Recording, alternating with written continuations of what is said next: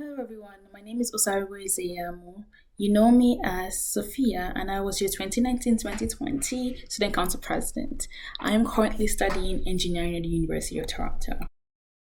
I was an immigrant to Canada at the age of 13. So I came to Canada, and walking into every classroom I walked into, I was either the only Black person or the only one of two to three Blacks. It was something that really, it made me feel almost like an imposter being there. And so I felt the need to act white. So even if I couldn't reflect whiteness in my skin tone, I could reflect it in my mannerisms. I felt the need to change my accent, use my English name instead of my native name. And I don't know why, if I didn't know at that time, but generally I just didn't feel comfortable because I was the only one. There was no representation. There was no Black teachers.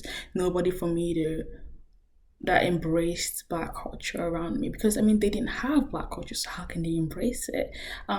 Because generally they were just all white kids around me. I also felt this need to not make mistakes because I didn't want to be tagged as that Black girl.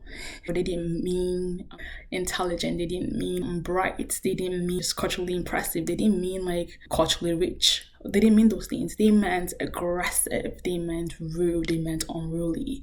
That didn't sit right with me. So I felt the need to not be a Black girl. Even though I'm clearly a Black girl, it was definitely a reflection of what I was seeing from media. Even though a lot of people I met did not really reflect this aggression towards Black people, it was still something that I knew that could be a possibility. So acting closer to whiteness would keep me safe from racism. But it doesn't mean I didn't encounter it like one or two times. Like I did. Like encountering like racism, especially with profiling. And a lot of people tend to profile. I've seen a lot of people get profiled for just the color of their skin. Anybody can act just any way they would desire, because your actions are based on your relations with people, your experiences, not based on the color of your skin.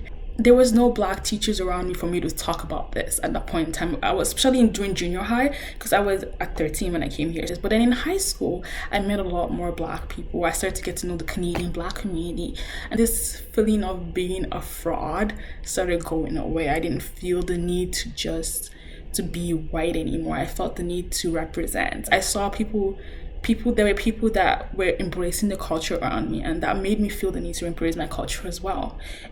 Embracing my identity, I felt more confident in myself. And I think that's one thing I really got from the relationships I made in St. Francis, because I just generally gained a lot more confidence. Seeing one or two Black teachers, we need more Black teachers of course, but seeing one or two Black teachers that understand what I go through as a Black student, or have a fair understanding of what I go through as a Black student, was really made such a big difference to me. There were more Black students in my classrooms, which made me just feel more comfortable generally, because I had people that I can relate to on a basis more or less than academics, and that felt better to me.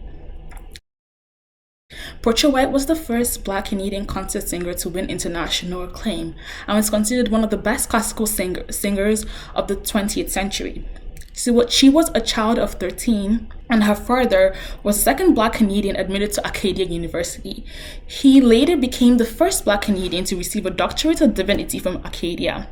Portia White began singing in the church choir at the age of 6. By 8 years old, she was singing the soprano parts from the opera Lucia de la Memoire. She was absolutely determined to become a professional singer and walked 10 miles a week to music lessons. She trained as a teacher at Dalhousie University, and after graduating, she became a school teacher in Black Nova Scotian communities. In mezzo-soprano at the Halifax Conservatory of Music, she also sang on devotional radio broadcasts hosted by her father. She competed in the Halifax Music Festival and won the Helen Kennedy Silver Cup. The Halifax Ladies Musical Club provided a scholarship for White to study at the Halifax Conservatory of Music in 1939. Portia made her formal debut at the age of 30 at Toronto's Eaton Auditorium on 7 November 1941. She had many difficulties obtaining books because of her race. In 1944, she met the high point of her career and performed at New York's Town Hall.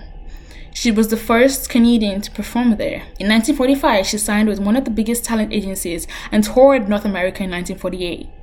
Portia White was named a person of historical significance by the government of Canada. In 2004, a life-size sculpture of her was carved from a tree in front of Truro Zion Baptist Church. There is an award named after her and a scholarship. White paved the way for many young struggling artists, especially those who face discrimination in the industry.